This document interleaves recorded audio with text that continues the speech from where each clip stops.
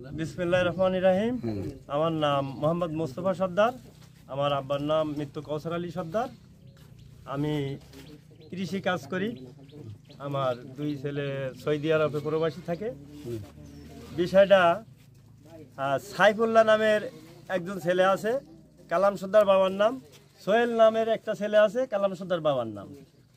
এরা দুই ভাই বিগত আমলিক সরকারের আমলে এই সোহেল ছাত্রলীগ করে। ছাত্রলীগ করার থেকে আমাদের প্রবাসী এই গ্রামের 7টা প্রবাসী ফ্যামিলি আছে এবং এই 7টা প্রবাসী ফ্যামিলি এছাড়া গ্রামের যারা আমরা সাধারণ গরিব মানুষ, এরা আমরা অতিষ্ঠ, বিভিন্ন হুমকির মুখী। প্রবাসীরা ছুটিতে আসলি এদের খুলনা নিরালা বিভিন্ন জায়গায় হুমকির মুখী, যে কখন গুম কখন খুম, কেউ ছুটি কাটাতে পারে, কেউ ছুটি কাটাতে পারে না। আর আমার একটা ভাই আছে সরাব মোল্লা নামে প্রবাসী, তার বারবার অফার গাড়ি দিতে হবে না টাকা দিতে হবে, গাড়ি দিতে হবে টাকা দিতে হবে।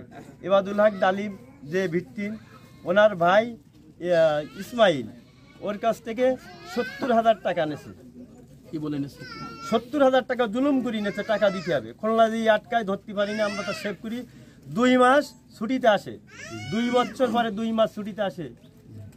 এই জায়গায় দুঃখ লাগে, সে মায়ের কোলে থাকতে পারিনি, 10 দিন ছুটিতে চলে গেছে সে ছেলেটা।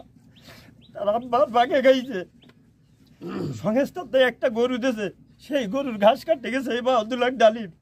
মসজিদের সামনে ওই সন্ত্রাস তারে পিটায়, ওই সাইফুল্লাহ তারে পিটায়, লাঠি দিয়ে তার বিনা মানে আকাঙ্ক্ষিতভাবে তারে পিটায়। পিটাতি সে চলে আসে। ওই সন্ত্রাসীর আপন চাচা, সে একজন ভালো লোক, মুসল্লি মসজিদের, সে ঠিকায় যে তুই কেন মারতেছিস তারে, সে কি করি যে। আমরা মায়ের খেয়ে ফিরে আসার পরে এক জায়গায় বসলাম, গ্রামের লোক বসার পরে ওই শহীদুলের স্ত্রী ইবাদুল হক ডালিমের মার পাঠাইছি, ভাবি তুমি যাও শুনি এসো, ওর আব্বা আছে শুনি এসো, কেন আমার ছেলেটার মারলো। যাওয়ার সাথে সাথে ওই ভাবির মার লাঠি দিয়ে মার। আমরা এই হুমকির মুখী, এই আবার নতুন করে একটা দেশ স্বাধীন হয়েছে, 2000 উপরে এই জীবন তাজা রক্তের বিনিময়, এই শহীদের বিনিময় এই দেশ আবার পুনরায় নতুন করে স্বাধীন পাইছি। কিন্তু আমরা স্বাধীন পাইনি, আমরা স্বাধীন পাইনি। আমরা সন্ত্রাস, আমরা চাঁদাবাজ এখনো নির্মূল পাইনি। অহরহ চাঁদাবাজ বহু, এখানে 7টা ফ্যামিলির কাছে চাঁদা চাইছে।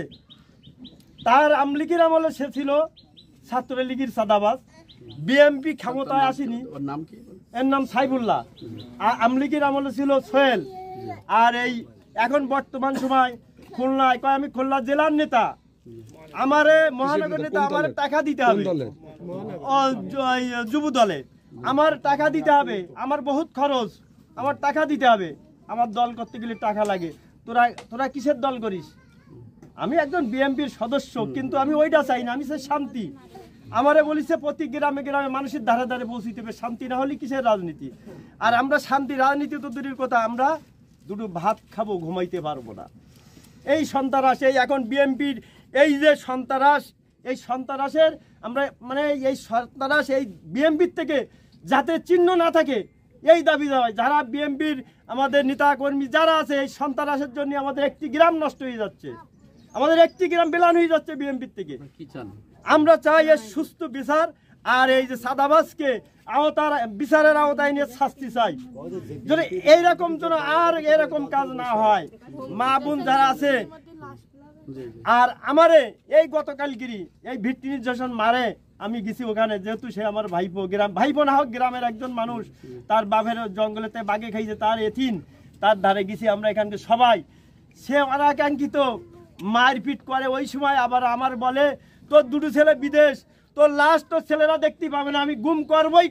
তার আপন চাচা আছে এখানে, তার চাচিরাও পর্যন্ত একথা সবাই বলবে, একবারে সবাই বলবে। আপনারা যদি বলেন যে একবারে এখানে আমরা একটু জানতে চাই যে গুম খুমির কথা কেউ বলিস কেন, তাহলে একবারে সবাই বলবে। একবার কি সবাই বলেছে? আমার কথা হলো, আমি মিডিয়া ভাইদের অত্যন্ত কাছে মনে করি, শ্রদ্ধাশীল।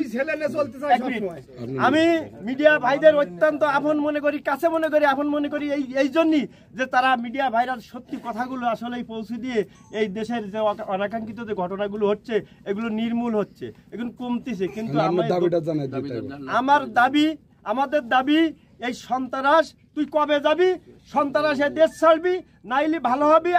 আইনের আওতায় নি এই সন্ত্রাস। আর বিএনপির যে ক্যাডার, এ বলে আমি ক্যাডার বিএনপির, এই জিনিসটার থেকে আমরা একটু জানতে চাই যে বিএনপির ক্যাডার কোথার থেকে আসলো। এই বিএনপি এই দেশ সাদা চাই, অ্যাডামগিরি করে, তার ভাই ছাত্রলীগ, তার বাবুলা আমলিগ করেছে দীর্ঘদিন ধরে, তার ভাই ছাত্রলীগ। তুই এখন সময় এসে এই বিএনপি অ্যাডাম দেখাতেছিস, এই গরিব মানুষের রক্ত চুষি খাতেছিস, মারতেছিস, রাত্রি এসে কুরুল নিয়ে ঘুরে বেড়ায়। আমরা কেউ মামলা করার সুযোগ পাই না। তাই এবার সাহস করেছি যে আসলে একটা দেশ আবার নতুন করে স্বাধীন হয়েছে দেখে আমরা এগুই, নাইলে আমরা অন্য অন্য জায়গায় বসবাস করবো গ্রাম ছেড়ে। তারপরে এই কারণেই আমরা সামনে এগেছি, আর আমাদের পিছনের জায়গা নেই ভাই। ঠিক আছে, ধন্যবাদ। ধন্যবাদ।